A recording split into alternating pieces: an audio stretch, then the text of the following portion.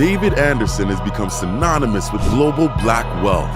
Whether he's shaping policies at the World Economic Forum, playing key roles within political circles on both sides, mastering the art of building unshakable wealth on an international scale, or breaking down barriers so that black men around the world can win.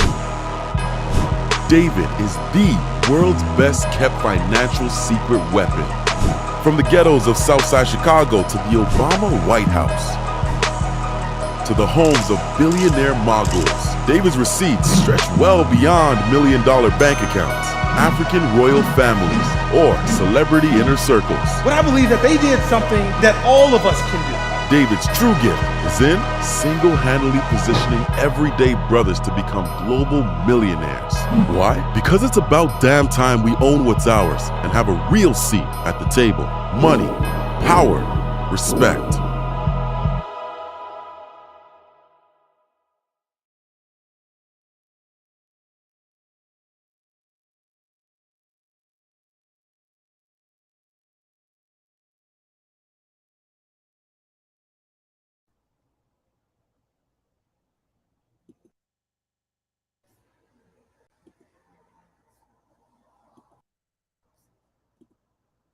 Hello, guys. Welcome, everybody coming into the building tonight. Welcome. Super excited to have everybody here tonight. I am your host, teacher, David Anderson, ready to go live. Move. Tonight's gonna be real crazy. I know I sent out an email earlier to everybody, and that email went through a very kind of keen topic. Today's gonna be one that you're gonna want to take notes. So if you have a paper and a pen, I want you to remember we retain about 10% of what we hear. We retain about 40 to 60% of what we actually write down. Definitely 30% of what we actually take notes on and write down. And tonight's going to be one of those nights. I know we got the emails and texts going out, but I want to say welcome to everybody. Look, real quickly, I think the pictures in the other I had a great opportunity this past Monday to spend some time with the vice president of the states and also some key people within the current administration. And so it was a really good time. That's why I didn't do a Monday.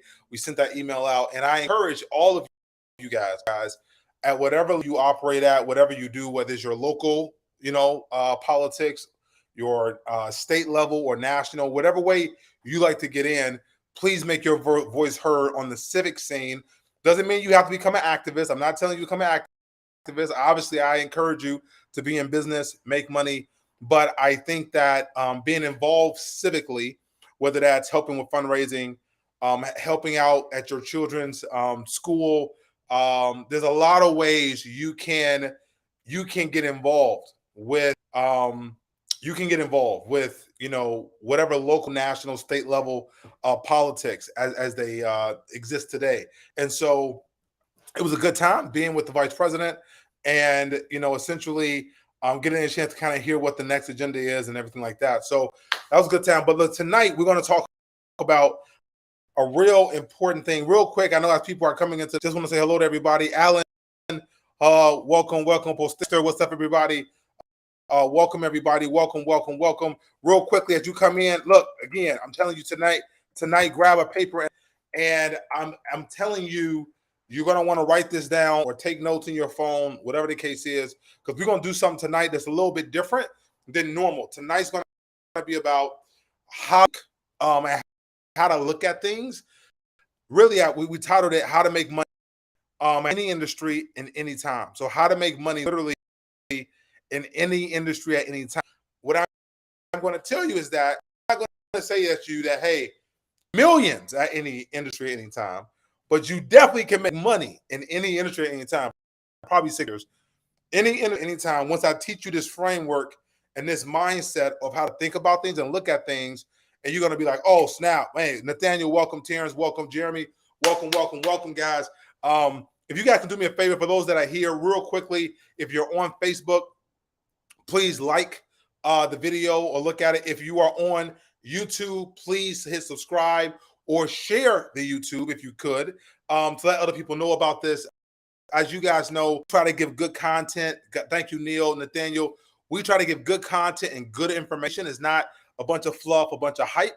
Although we did have an encouraging session last time, we try to give good content, solid, applicable, knowledgeable things, as if you were sitting in Yale or Harvard Business School and you were sitting there and like you're getting it like hard, right? But not just corporate, not so that you can work for a corporation, but so that you can be empowered, again, for Black men, so you can be empowered, you can go get the bag, right? Or you can get the bag however you can do it for you and your family. Whether you're working your job, part-time hustle, or you're full-time, or creating the lifestyle that you want for yourself. So let's go into this tonight. I want to thank my team, as always, on the back end, making things happen, putting it all together. So we're going to jump right in. So please, again, like, share. We're going to go in. It's going to be a lesson. We're going to go right in. All right, let's go. All right, so let's put up, before we put the doc quickly, I want to hear from the audience real quickly. Now, real quickly, right?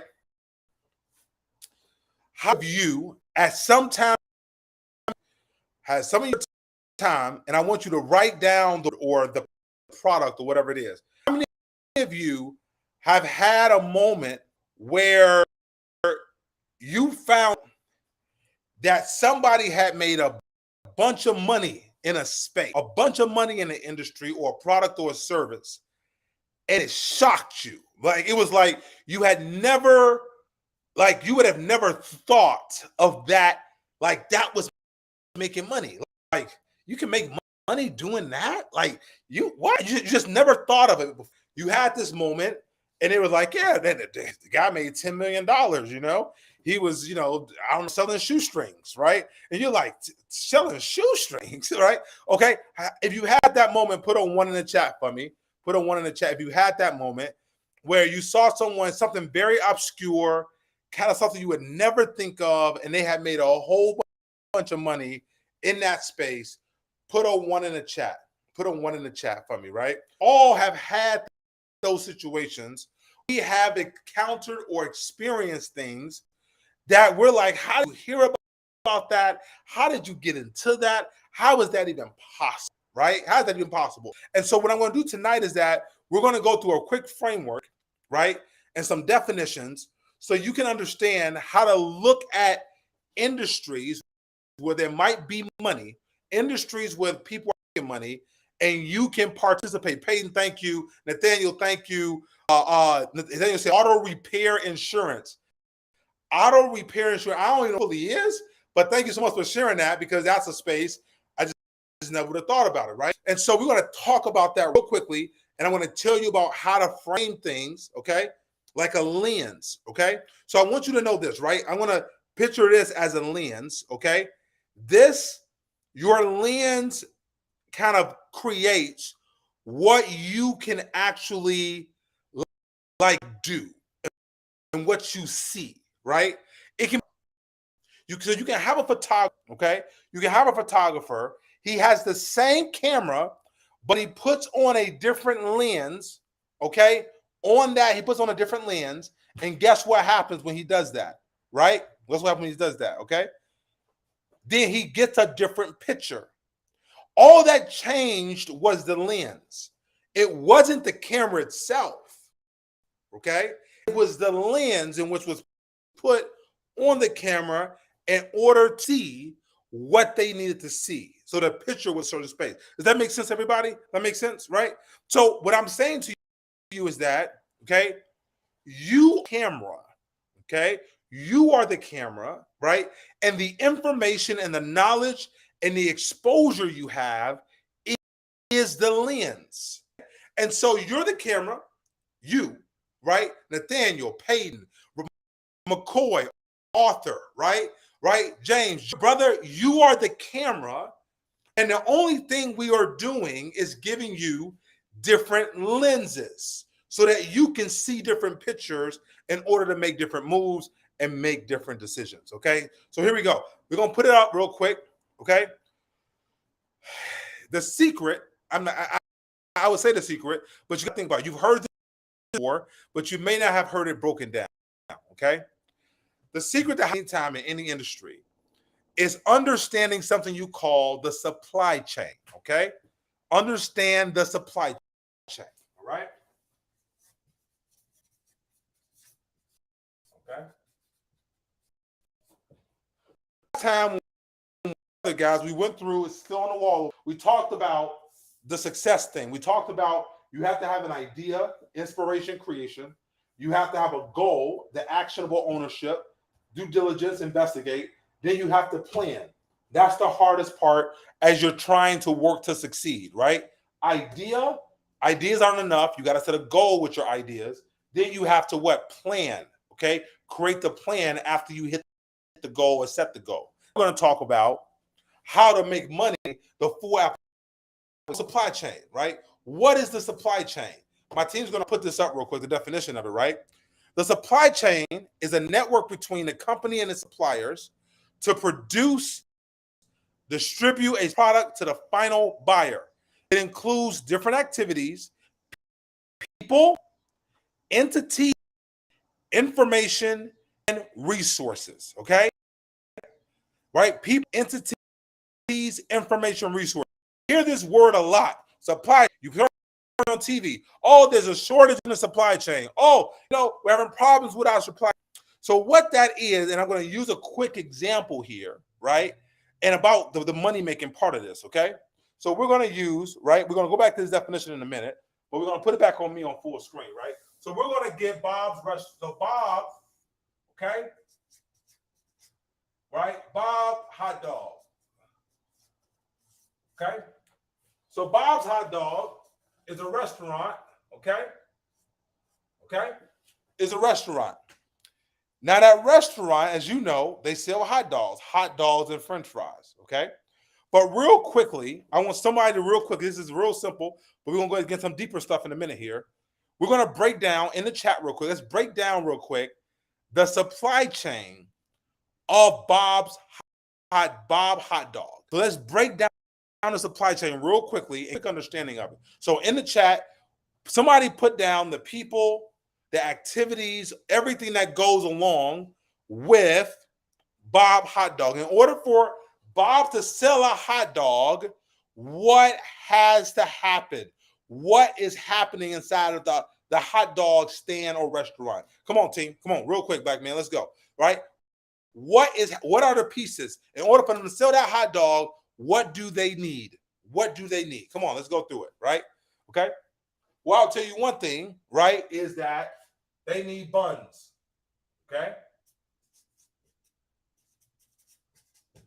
What else they need to sell a hot dog? What goes into the supply chain of a hot dog? Right? Thank you, Mike. We said the buns. What else we need? Right? To the hot dog, right? We need the dog itself. We need the meat. Okay. Let's keep going. What else we got? We need the meat, right? We need the hot dogs. We need the buns. Okay. We need the condiments. Hold on. The condiments. Thank you, sir. Thank you. The condiments. Okay. What else do we need? What else do we need? For Bob to sell a hot dog, what else is in the supply chain that's needed? Hold on. We need vegetables. Okay. Okay. Okay. We also need some plastic bags. And we need some napkins. Thank you, everybody. So here it is. Here it is. Here it is. Guys, good job. Good job. But watch this. Watch this. Watch this. Watch this.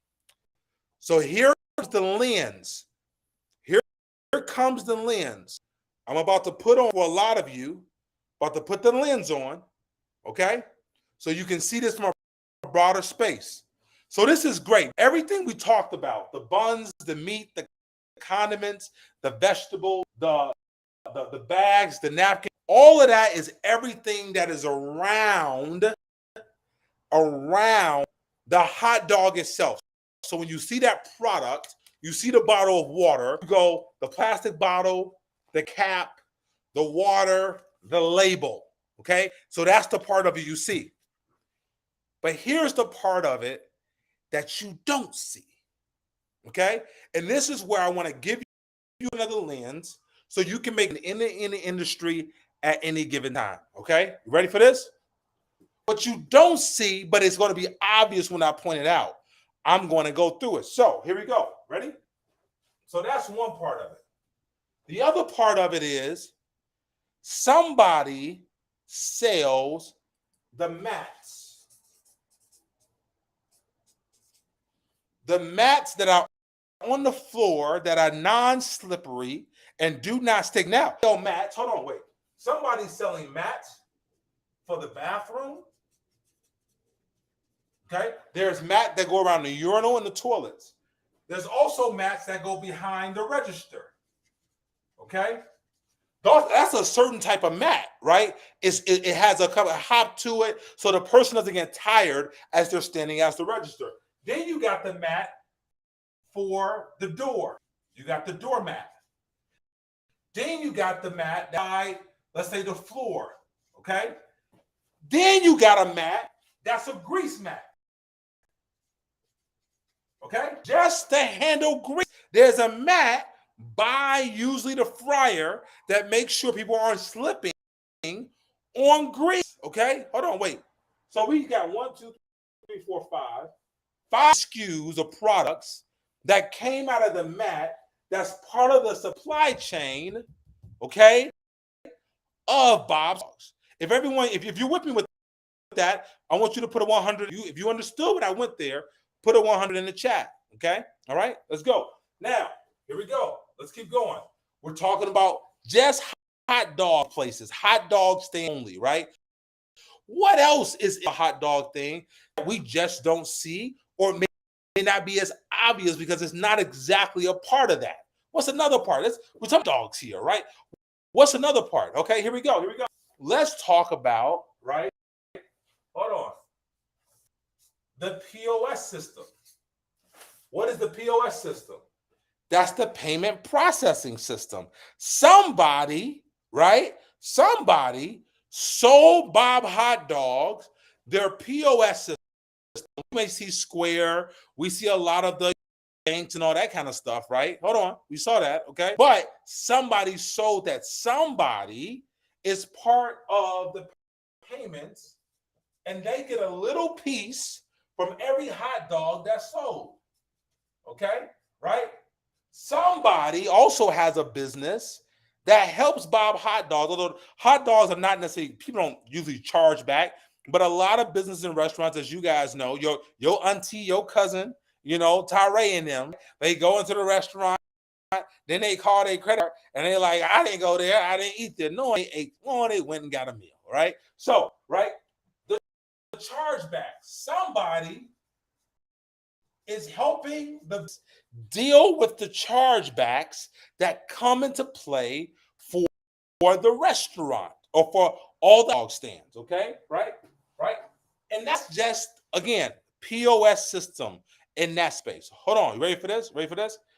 And then you got somebody now, we got, Uber Eats and DoorDash and Door Deliver, all that kind of stuff. So it's not as big anymore, right? But then somebody else, here's the part, right? Somebody's dealing with the trash, the waste management of all the restaurants and hot dog stands. Somebody's dealing with the trash and the waste management, the grease. They're dealing with the debris, the stuff, all of that stuff. Somebody's cleaning the windows of the restaurant. My point is this, right? This is just one example. We're about to get into a whole lot more, right? When you look at spaces and industries, I hope this is making sense. Oh, thank you so much. Who put that down there? Julio, thank you. He said somebody, this is trash and waste management. He put the cleaning products, right? They got to stay clean. They got to do all of that stuff. Somebody's selling all the cleaning products. Somebody's selling the toilet paper. Somebody's selling the smell good for the urinals. They're doing all that stuff. Thank you so much for that. Okay. So what I am going into right now is that I want to get you to look at industries and analyze the supply chain. So we're going to do this. I want somebody in the chat. I want to take the first 2 or 3. I want you to burn out an industry that you're currently in, and then we're going to break down some of the supply chain right here. We're going to do it live, okay? Right here, we're going to do it live, all right? All right, so real quickly, I'll take the first ones that come up in the chat. We're going to break down ways to make money in industries, right? And supply chain. While you guys are doing, I'm going to tell you a quick story. I know I worked, my background was on Wall Street, but I went over from Goldman to JP Morgan. And what I did there when I was at JP Morgan, thank you, Michael, for saying this makes sense. I had a client at the time. They had about $70-80 million, and I found out what they did. And what they did is that they actually made the thing. We go through wireless. They made the pockets for pool tables. Okay, for pool tables, right? They made the pockets for pool tables, and what they did, they basically went to the junkyard. So with all the extra leather scraps, so they would pick up the leather scraps for free, okay, bring it back to their place. They would sew the straps, right, and they would make pool table pockets. Well, what I learned was that if you guys have ever had a pool table, right, which many people have pool tables, and you have to get those pockets repaired, okay, the pockets repaired, it costs you a couple $100 just to replace the pocket on the pool table if you want to play it, right? But then you also have to buy that leather, whatever leather pocket itself. Plus, a technician has to come out, open everything up, put the pocket back in, everything else. So they were in that business, and they had made millions of dollars. They got their product for free, which was from the junkyard, the leather straps, and they basically just built a niche, literally, right, helping people replace their pool table pockets. But I learned something, because when you think about a pool table, sometimes you don't think about, right? Wait, those pockets break at some point, and then somebody has to replace them. Okay, somebody got to replace the pool pocket table. The pool pocket on the table. That's part of the supply chain of a pool table. But let's go through it. So wait, let's go wireless. We got auto dealing, and then we have home maintenance. Okay, let's talk about the wireless industry. Now, this is very, very, very, very, very interesting, right? Because the wireless industry, real quick, okay? I'm guessing you're talking about the cellular wireless industry, okay? All right. So let's go through it, right? The obvious stuff with the wireless industry is what? What, gentlemen? What we looking at? Obviously, people sell the phones. Okay? We can sell the phones. And then with the wireless industry, somebody does the packaging. So somebody's doing all the packaging for the phones, right? As the phones come in. And then somebody's doing the accessories. Okay? Somebody's doing all the accessories, the headphones, the thing, the chargers, whatever the case is, right? All that kind of stuff, right? The cases. I would say, as you look at this space, if we look at the wireless industry, those are obvious. Those are very, very obvious, right? Stuff like that. But let's talk about the supply chain of the wireless. Guess what wireless has? I actually know about this. They have a lot of. You ready for this? You know what they got? Wireless has a lot of collections. Okay. I knew a guy that actually did collections at the time for not wireless. It was for when people still had a lot of office phones. He did the collections for office phone stuff. So what he would do, he would go to companies. He would buy the debt of the collection for like a penny on a dollar. So for every dollar that was owed, he would buy it for a penny, and then he would collect on it. And if he just collected 10 cents on the dollar, he made a 10 times return. Right? Collections is a big part of the wireless industry. It's something that's very big in wireless. Obviously, you have the repair. Okay? And now there's a lot of cell phone places when people break their cell phones, you can go to and get your phones repaired, in an hour or 2 hours. That's a big business in just repairing the cell phone. But if you look at the repair is crazy, right? Because then somebody is selling the glass. Somebody's selling the ports on the phone, okay? Right? Someone's selling, hold on, wait, look, ready for this? Somebody's selling certification, okay?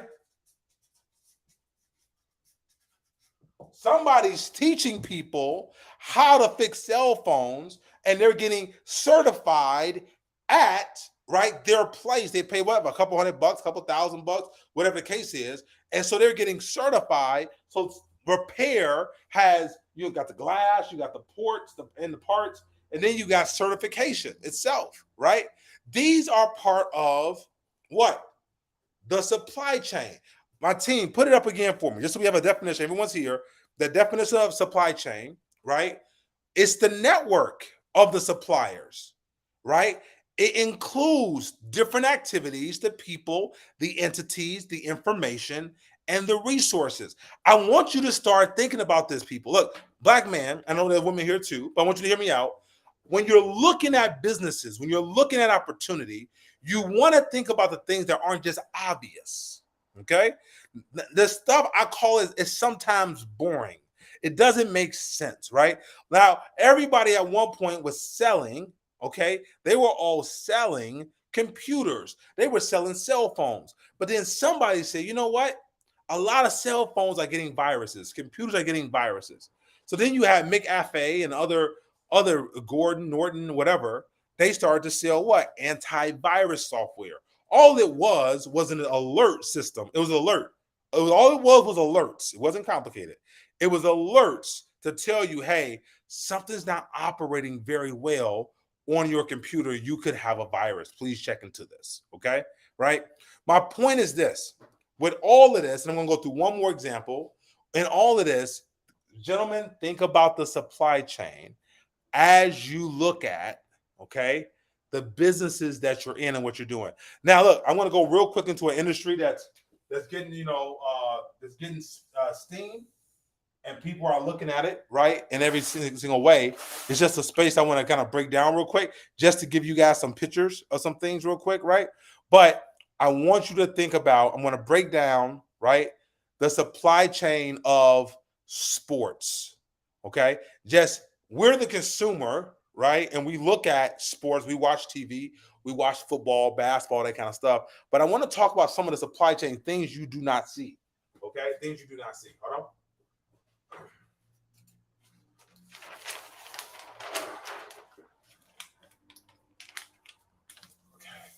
All right. So when it comes to sports, right, what are the things that are obvious, guys, right? Okay, we're going to do sports real quick. Okay, what's obvious? Well, if you own a team, or you can just sell tickets, you can broker tickets. Okay, tickets, very, very obvious, right? What else is obvious is you got, what do you call it? The jerseys and everything. What is it called, guys? The merchandise. Okay. Okay, all different merchandise. So tickets, you got merchandise, right? When it comes to sports, also you have whatever the ball is, whatever the balls are, all that kind of stuff, right? Okay, when it comes to sports. But again, we're changing our lens. We're not just seeing what's obvious and what's in front of us. Let's look at what's behind the scenes when it comes to sports. What's part of the supply chain of sports? You ready for this? I got a buddy right now, literally right now. They're in the football industry, the American football industry. And you know what their business is? They sell helmets. They sell the helmets, the pads, all of that stuff that comes with it. I got another buddy that's in the basketball industry. You know what he does, right? He does the coach transportation.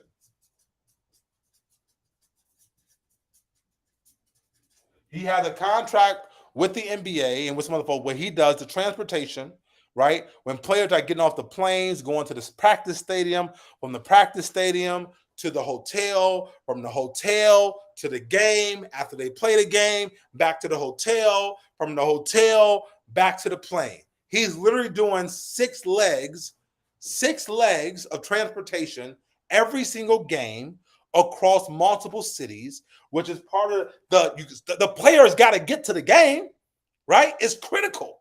They got to get to the game in order to play, right? So he's doing coach transportation, okay? I got another buddy, someone I knew, I don't know him that well, but I know, right? They deal with, they do all the stuff when it comes to the flight travel, right? Again, this is a little bit bigger, but the flights, okay? There's someone else I know that's in the space, right? And they're in the valet, okay?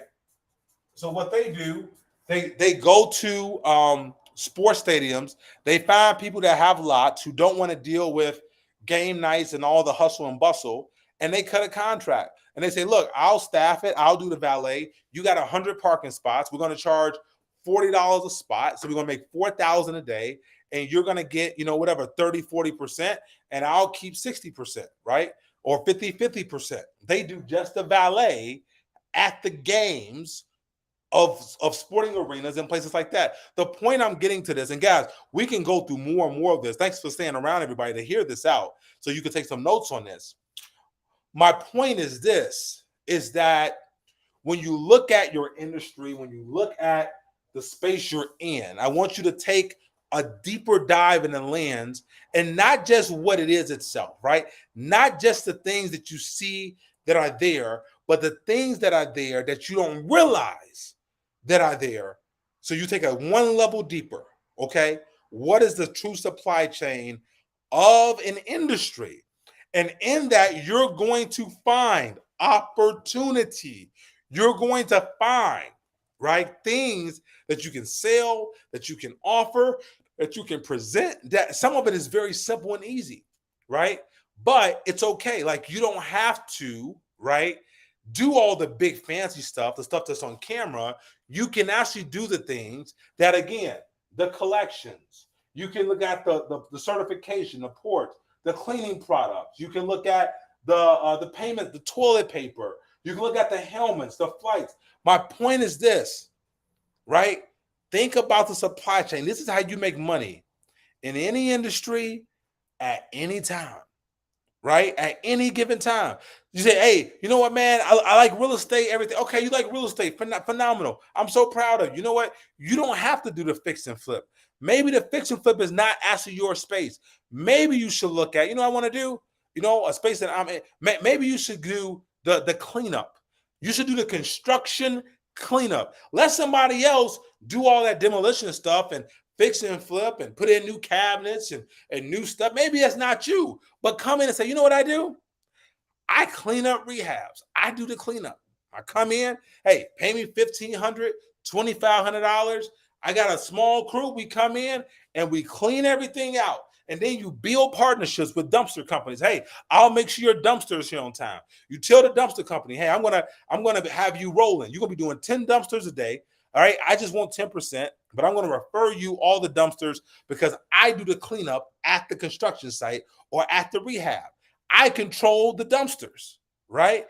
I want you to think deeper about the supply chain. Everyone in the chat, real quick, put supply chain in the chat. Everybody, real quick, put supply chain in the chat. Because I want you to think about now, when you sit down at your next meal, to eat something. I want you to look at the salt and pepper shakers, and I want you to say, somebody's selling salt and pepper shakers. The next time you get in a car, okay? The next time you get in a car, I want you to sit down in your car and I want you to look and go, man, somebody sold the seatbelt. Somebody sold the emblem. Somebody made the buttons that go on the radio on the thing. Somebody made the handles. Like, I want you to go through and think about the supply chain of industries in your daily life. The things that you do every day. Somebody is selling it or supplying it or giving a service in it. And if you can do that, my brother, right, and some of my sisters, if you can do that, you can make money in any industry at any given time. And that's what this lesson was about. How to make money in any industry at any given time, because you think deeper than just what's being presented. You think deeper than the hot dog. You think deeper than just the wireless cell phone, or deeper than the basketball, football, baseball, soccer of sports. You're looking at the helmets, the transportation, the flights, the valet. You're looking at the repair, the glass, the collections, the waste management, the payment system. You're looking beyond what is just there, and you're looking at this special word here, the supply chain. Ladies and gentlemen, mostly gentlemen, that's what tonight's about, the supply chain, right? To help empower you to understand how these spaces work and how you can make money at any time, in any industry. You can always make money if you can think with the lens and identify a supply chain opportunity. Man, guys, look, this is David Anderson, right? With 1 Million Black Men. Baby, we are here to help free Black men psychologically, help us free us financially, right? And economically. What is financial freedom? Financial freedom is when you can buy anything you really want. Economic freedom is when you own the things that people buy. And lastly, we're going to help with wealth creation for 7 generations, helping 7 generations of wealth creation. Again, thank you so much for having me. We're going to go into our anthem, our as you know, our outro, calling all Black men, calling Black men. Man, I really appreciate everybody. Thank you again for last week, enduring with me as I lost, the woman of my life, my grandmother who raised me. God bless you, Grandma Ruby. I love you. Think about you every day. as I try to go on and move things forward. But man, I appreciate everybody for participating and coming. Again, there will be some announcements, some things that are coming down the pipe. Continue to tune in. Watch your. We don't send out a whole lot of emails, as you see. We don't send out a whole lot of emails. We don't send out a whole lot of texts. But we will have some stuff brewing and coming down the pipe here soon, particularly in August. But I really appreciate everybody for showing up, coming through. We always have hundreds of people a week coming through, listening in, people viewing everything. But this was an important lesson, right?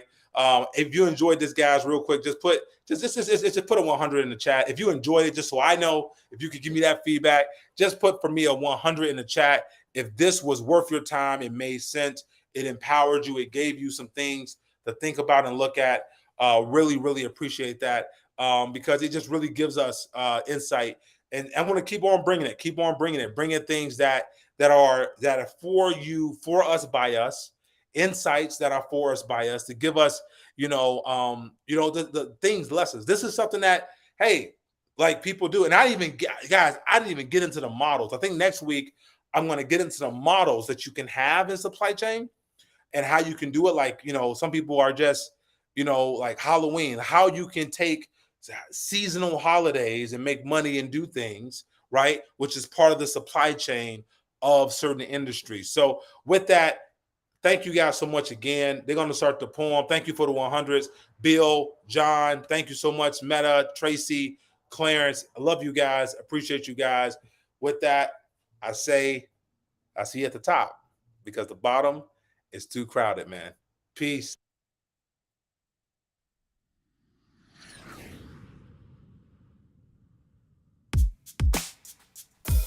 Calling all black men. This is a call to action. This is a call to action. An action call. Calling all black men. This is a call to action. This is a call to action. An action call for 1 million black men. I am Kwesi to put you on a call path to win. This is not a Zoom call or a call on Facebook Live. Though we are virtual, we are live. Not a call on TikTok like MLB black men, we are on the clock. Not a call from Snapchat. Move back my bat. We are on first base to Isaac Hayes Jr. fan base. We have an eye on third base. Grand Slam, not a call from Instagram, as we don't need validation with blue checks. We are the true checks. We do checks. We write checks. We are the right checks. We do family checks. We check in on our sons and our daughters. We are black men who walks on waters because our children like to place time. We are black men who FaceTime. Let's FaceTime. This is still not a call from an Android or an iPhone. It is extraterrestrial to phone home.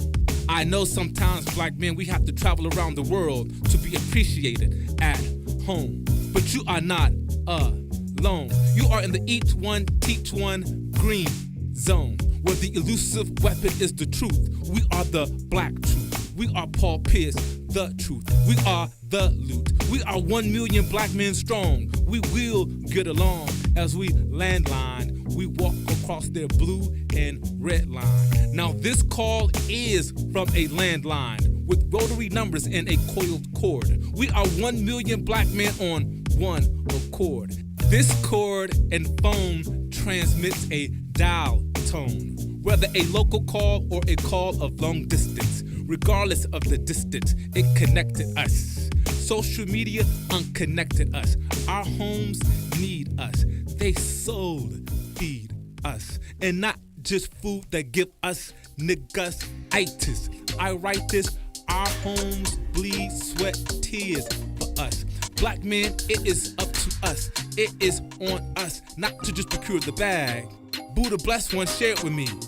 Get the info under your afro, bro. And establishing sovereignty to be a one united bank for economic just us. Black men, we must set up a family trust to an estate, because right now everything is at stake. Because we can't lead from behind, from your behind to your mind. They are public with their relevance. as they use artificial intelligence in this age of information. Elon Musk bought Twitter to gather more of our information. So if I have to be the Starlink, I will break the Starlink for 1 million black men. But I won't condone our culture with misuse of our information. So I grant you David Anderson for this financial literacy education. DA went from shy Southside streets to JP Morgan, Goldman Sachs on Wall Street. From Chicago State to Harvard. At 19, he fathered the economics in his family house. DA served in President Obama administration at the White House. He lived in China for 3.5 years, learning the Chinese economy, the renminbi. To the British pound, black men, let's get this pound. To the European euro, we NBA step into the euro. To the Uganda chilling, black men, let's be empowered by our billing and be willing to learn and understand. Money is just a tool to build unshakable wealth. 7 generations deep that DA will teach that we can compete in an economy beyond that's local. Black men, we must think global. So I present to you David Anderson to put you on this financial literacy path to win. Welcome to the movement. 1 million black men.